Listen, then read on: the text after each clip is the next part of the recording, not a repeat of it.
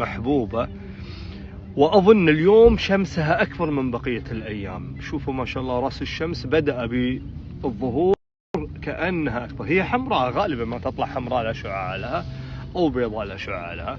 اليوم قرص الشمس أكبر شوي لو تلاحظون، وخبت يمين الشمس. نسأل الله القبول لنا ولكم.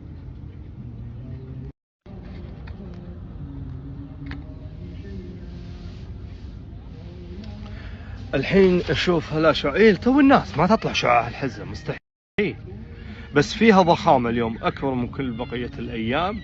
نسأل الله العلي القدير. طبعا أحيانا إذا شفت ضخامتها ليس أنها هي كبرت، لكن مجرد أن الأرض يعني انطوائها وبساطها ووضوحها كامل يكون.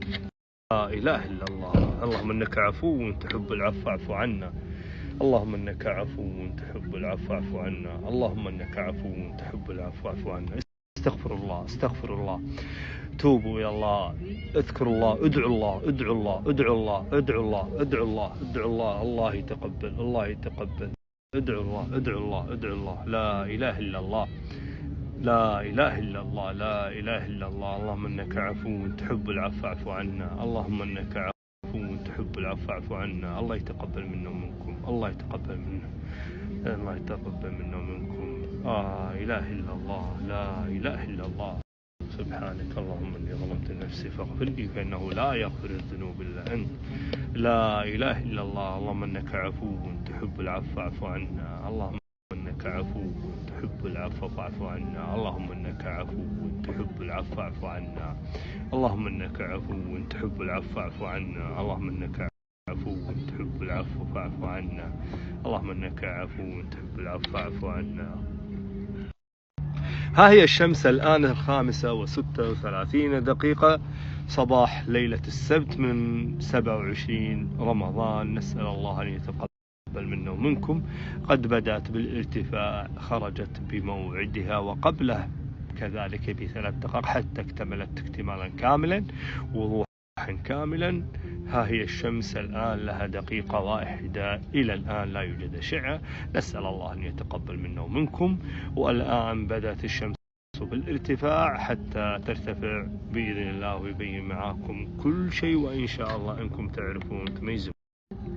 طبعا الآن بدأت الشمس بالارتفاع في الساعة 5:37، والكل قام يرسل لي. طبعا أنا مرسلي لي من قبل ابتداء من إحدى الدول شرق آسيا إلى الآن. نسأل الله القبول لنا ولكم.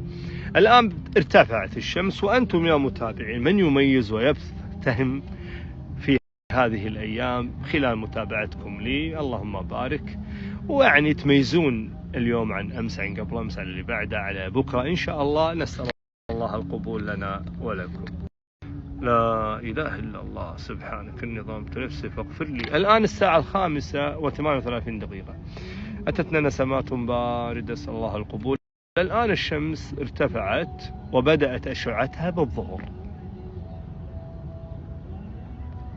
بدأت الأشعة بالظهور الآن في تمام الساعة 5:39 لها.